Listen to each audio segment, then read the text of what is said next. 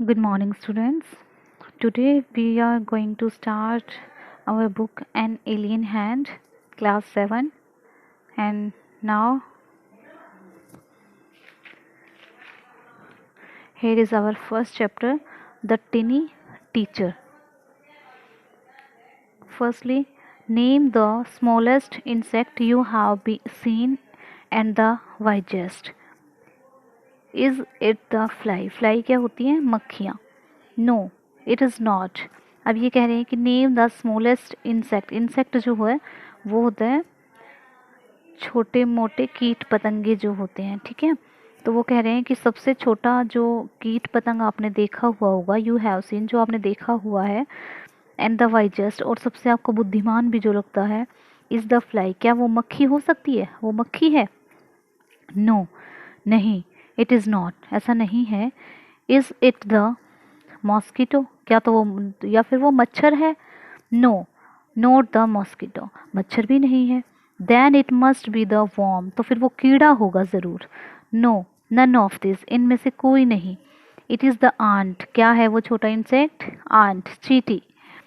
The commonest, the smallest but the wisest insect. कह रहे हैं कि बहुत ही कॉमन, हर जगह पाया जाता है, और बहुत ही छोटा, सबसे छोटा, बट द वाइजेस्ट इंसेक्ट, लेकिन सबसे बुद्धिमान जो कीट पतंगा है वो हमारा क्या है? चींटी है.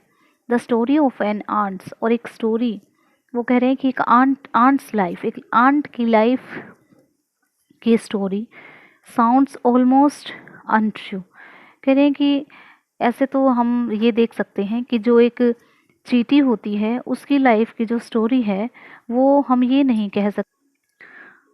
ऑलमोस्ट अनट्रू, अनट्रू होता है झूठा, सच्चा नहीं, कि हमें झूठी ही लगेगी, झूठी ही लगती है. But people have kept ants as pets, लेकिन जो आदमी हैं वो क्या करते हैं? चींटियों को भी, जैसे हम घर में भेड़, बकरी, भैंस ऐसे पालते हैं, तो चींटियों को भी पालते हैं. And have watched their daily behaviour closely. किस लिए पालते हैं? उनका डेली का बिहेवियर हर रोज़ देखने के लिए, बहुत क्लोज होके देखने के लिए. So we know a number of facts about this tiny, hard-working and intelligent creature. Creature होता है प्राणी, tiny होता है बहुत छोटा, hard-working बहुत परिश्रमी, and intelligent. तो कह रहे हैं कि so we know a number of facts. तो क्या हुआ?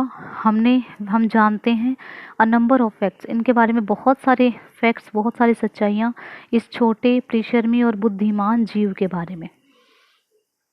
As an ant uses its feelers or antennae to talk to other ants by passing messages through them. अब वो कह रहे हैं कि an ant uses its feelers or antennae.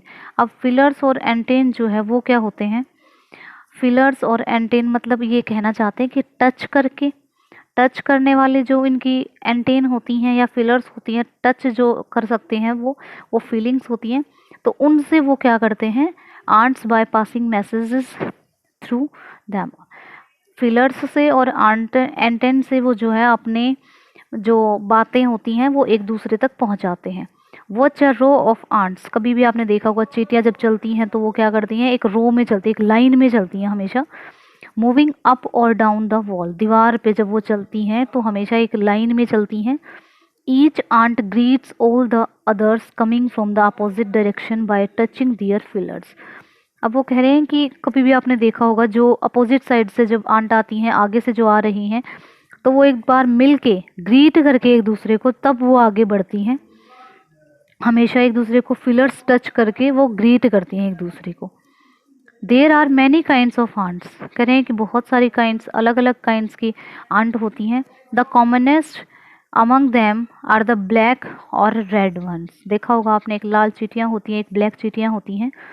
We have seen them since we were children. हम तब से उन्हें देखते आ रहे हैं, तब से हम बच्चे थे. But have not paid enough attention to them. लेकिन उन पर हमने कभी भी ज़्यादा ध्यान नहीं दिया. Where do they live. वो कहाँ पे रहती हैं? In their comfortable homes called nest और एंथिल्स. कह रहे हैं कि क्या वो अपने उन कंफर्टेबल होम्स में रहती हैं जिनको नेस्ट बोलते हैं, या उनके जो बिल होते हैं उनको एंथिल्स भी बोलते हैं. Each has hundreds of little rooms and passages.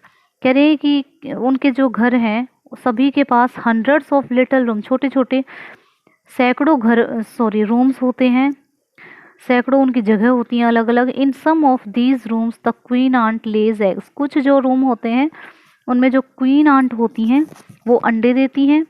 Other are nurseries for the young ones, nurseries called grubs, grubs किसको बोलते हैं, जो छोटी चींटियां होती हैं जिन उनको जो पालने के लिए, उनका पोषण करने के लिए जहाँ पे रखा जाता है उनको ग्रब्स बोला जाता है, नर्सरीज में रखा जाता है उनको। Workers have their reserved quarters, और कह रहे हैं कि वर्कर्स जो काम करने वाले अलग से होते हैं उनके लिए अलग से क्वार्टर्स होते हैं, वो वहीं पे रहते हैं। They spend most of their time searching for food, और जो वर्कर्स होते हैं वो क्या करते हैं, अपना ज़्यादातर टाइम जो है वो अपने खाने की खोज में ही बिता देते हैं। Some rooms serve as store houses, अब कह रहे हैं कि कुछ रूमों को क्या किया गया है, कुछ रूम्स को स्टोर हाउस बना दिया गया है। फॉर दिस फूड, जो वो फूड सर्च करके लाते हैं, कुछ रूम्स को जो है स्टोर हाउस बना दिया गया है वहाँ रखने के लिए। सोल्जर्स हैव सेपरेट बैरिक्स, कह रहे हैं कि सोल्जर्स की अपनी अपनी अलग अलग बैरिक्स होती हैं। No worker has ever tried to live in a soldier's house, किसी भी वर्कर को जो है सोल्जर के घर में, सोल्जर की बैरिक में रहने की, no worker has ever tried to live a soldier's house, soldier की बैरिक में, सोल्जर के घर में किसी को भी वहाँ रहने की कोशिश भी नहीं करनी होती है, करनी चाहिए, और उनको रहने भी नहीं दिया जाता है। No soldier has ever gone out searching for food, कोई भी सोल्जर जो है वो खाने के खोज में बाहर नहीं जाता है।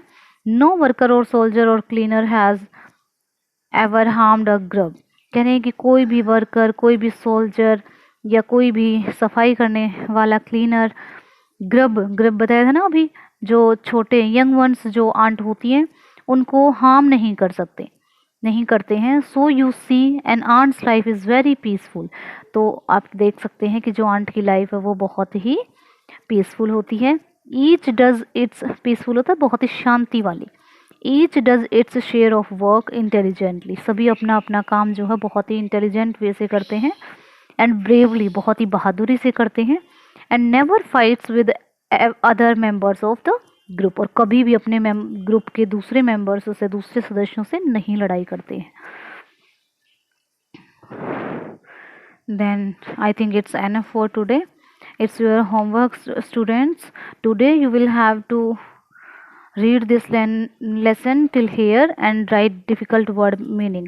If you have any problem, then you can contact me. Thank you.